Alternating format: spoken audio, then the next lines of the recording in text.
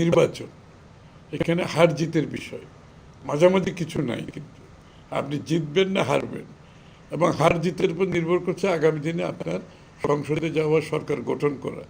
সুতরাং বিষয়টা অত্যন্ত গুরুত্বপূর্ণ। আমরা দেশের দলের ভিতরে, দলের বাইরে যাদেরকে এখানে মনোনয়ন দেওয়া হবে, যে সে যাতে নির্বাচনে জিতে আসতে পারে, এই বিষয়গুলো তো বিবেচনা আমাদের দলের মধ্যে যেভাবে বিবেচনা হচ্ছে, আমাদের সাথে যারা যুগপৎ আন্দোলন হচ্ছে তাদের বিষয়গুলো বিবেচনা করা হচ্ছে।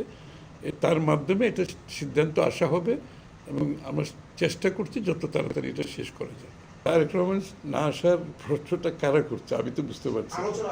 হ্যাঁ, যারা আলোচনা করছে তারা আলোচনার মধ্যে থাক। আর আমরা জানি তারেক রহমান সাহেব আসবেন, সহসা দেশে ফিরবেন। ওনার বাড়িঘর সব প্রায় শেষের দিকে, ওনার অফিসের কাজও প্রায় শেষের দিকে, এবং ওনার বাংলাদেশে যে পরিকল্পনা আছে সবগুলো ভালোভাবে, এগুলো পরিকল্পনাগুলো সব দলের পক্ষ থেকে, ওনার পক্ষ থেকে আমরা শেষ করে ফেলেছি। সুতরাং উনি যে কোনো সময় বাংলাদেশে আসবেন। আর যারা গুঞ্জন করছেন তাদেরকে গুঞ্জন করতে দেন, অসুবিধা নেই। গুঞ্জনেরও তো কিছু লোক লাগে বাংলাদেশে, তো তাদেরকে গুঞ্জনের মধ্যে থাকতে দেন। এটা, এবং গুঞ্জনের পিছনে যারা অন্য চিন্তা আছে কিনা সেটাও আমি তো জানি না। সুতরাং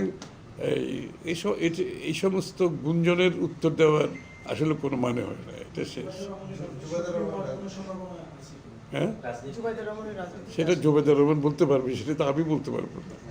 আমরা জানি যে তারেক রহমান সাহেব দলের নেতৃত্বে আছেন, উনি দেশে ফিরে আমাদের নির্বাচনী নেতৃত্ব দিবেন। আশা করি জনগণের আমরা যদি সমর্থন পাই, আগামী দিনে বিএনপি যদি সরকার গঠন করে, উনি প্রধানমন্ত্রীত্বের, ওনার নেতৃত্বে মন্ত্রিসভা গঠন হবে, দেশকে সামনের দিকে এগিয়ে নিয়ে যাওয়ার যে বিরাট প্রত্যাশা আকাঙ্ক্ষা আছে সেটা আমরা পূরণ করতে পারব।